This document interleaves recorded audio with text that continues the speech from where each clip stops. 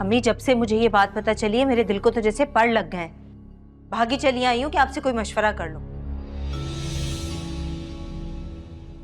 बेटा मेरे तो खुद अकल का चिराग ना गुल हो गया है।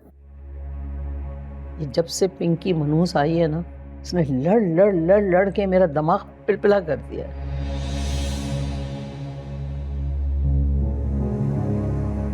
पढ़ी लिखी है वो, जरूर उसके दिमाग में कुछ ना कुछ चल रहा होगा।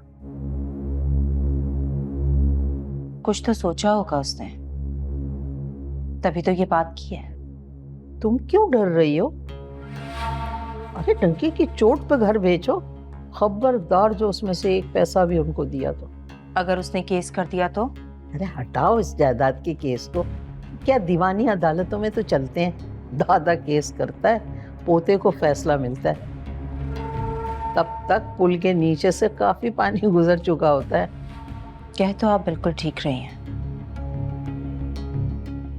अगर उसने केस कर भी दिया ना, तो पता नहीं कब जाके उसकी सुनवाई हो। और क्या, वैसे भी लाखों चाहिए होते हैं इन केसों में वकीलों को देने के लिए। ढेला तक तो है नहीं माँ बेटी के पास, रोटी तक को मोहताज हैं तुम्हारी। अरे छोड़ो सब कुछ, आई बड़ी घर वाली।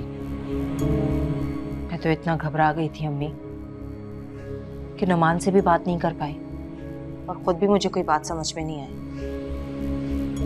देखो कुछ भी नहीं कर सकती हो, बयाना ले चुके हो ना तुम लोग, बस बाकी के पैसे लो और मकान से जान छुड़ाओ। अगर वो माँ बेटी घर से ना निकली तो? अरे ये तुम्हारा दर्द सर नहीं है। वो जो मकान खरीदेगा ना बंदा, वो काट कबाड़ समेत इनको उठा के बाहर फेंक देगा। फिर देखना तो कुछ भी नहीं होगा। तुम्हारी फिक्र, तुम्हारे सर दर्द नहीं है बेटा। हम खा डर गए तुम दोनों।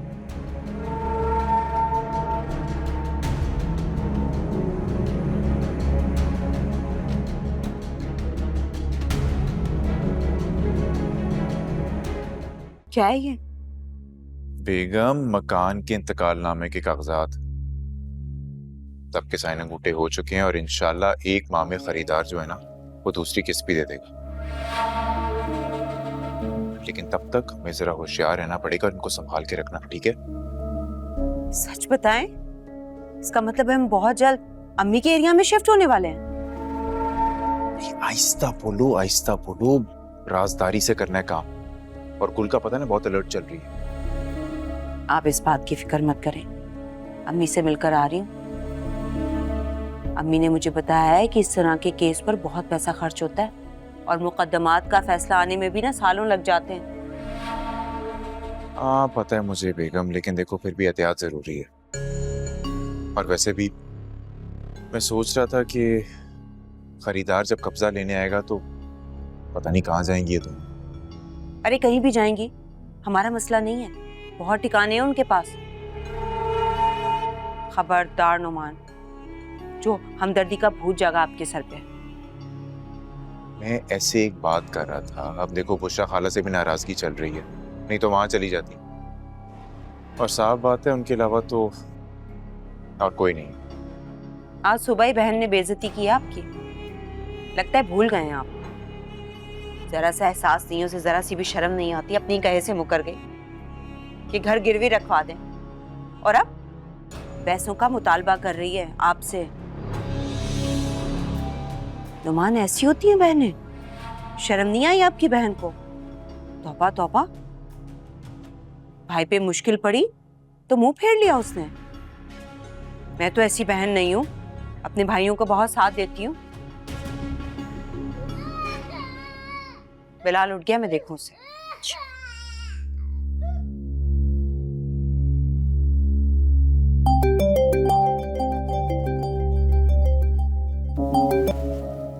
जी अस्सलाम वालेकुम। हाँ जी, सुरैया जी अंदर गई है, वो जरा बिलाल को देखने के लिए। मैं बाहर बैठा हुआ था, मैं कराता हूँ। 1 मिनट होल्ड कीजिए।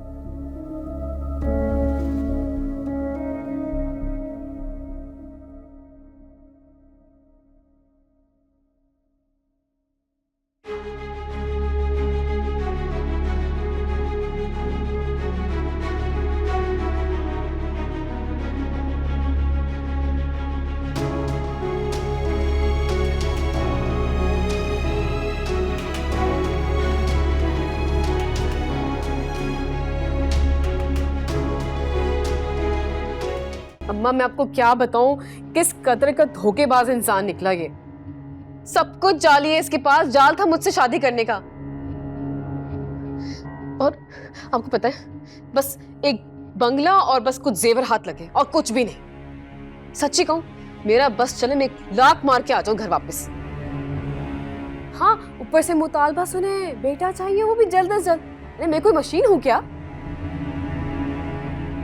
हाँ अम्मा ये क्या कह रही हो तुम? अगर मैंने ऐसा कर भी लिया तो इन लोगों को तो पता चल ही जाएगा। अब क्या? यार पिंकी, क्या हुआ?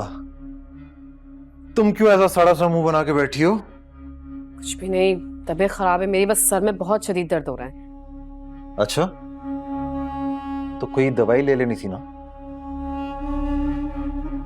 सुनो हम कहीं बाहर चलते हैं ना, मेरा दिल बहुत घबरा रहा है। काफी टाइम से बाहर आउटिंग पे भी नहीं गए। चलो। हाँ कर सकते हैं, मैं अम्मा से पूछ कर आया हूं। रहने दो बस, तुम्हारे बस का रोग ही नहीं है ये। तुम बस अपनी अम्मी की उंगलियां पकड़ के चलो। कभी खुद से भी फैसला किया है? मर्द बने फिरते हो। चलो तब तो जाना ही पड़ेगा, उठो। क्या? चलो आओ, आ जाओ आ जाओ आ जाओ, चलो।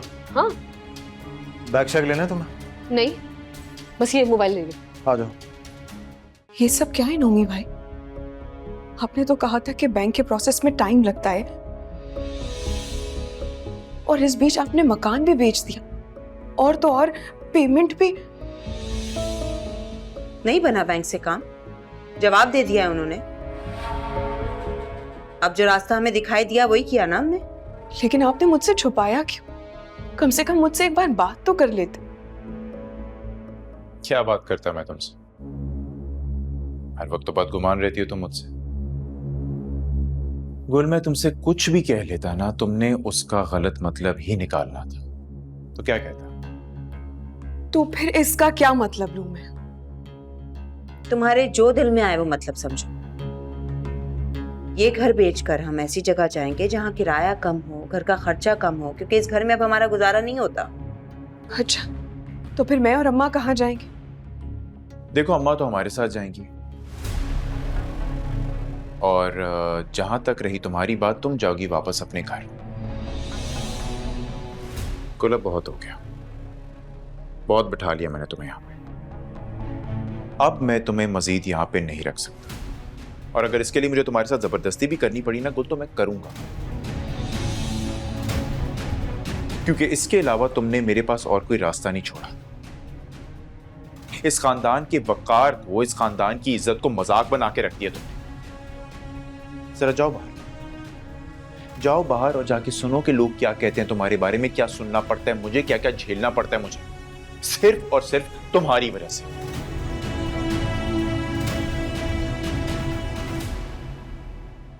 क्या सुना ये मैंने? अम्मी को साथ लेकर जाएंगे? खबरदार, मना किया ना आपको। अरे बेगम बेगम समझने की कोशिश करो, उससे कहना जरूरी था, उसे ये समझाने के लिए कि उसकी इस घर में अब कोई जगह नहीं निकलती। इसलिए अम्मा को ना सहारा बना के इस घर में मुस्तकिल तौर पे रहने का ख्वाब छोड़ दे, वो निकाल दे अपने जहन से। तुमसे मैंने कहा था कि इसको संभाल के रखो कहीं सही जगह। अब देख लो अपनी लापरवाही का नतीजा, करवा दी ना बदमज़गी। ये पकड़ो, ये लेके जाओ, संभालो उसे। खबरदार, जो मुझसे इस लहजे में बात की आपने, खुद संभाल लें।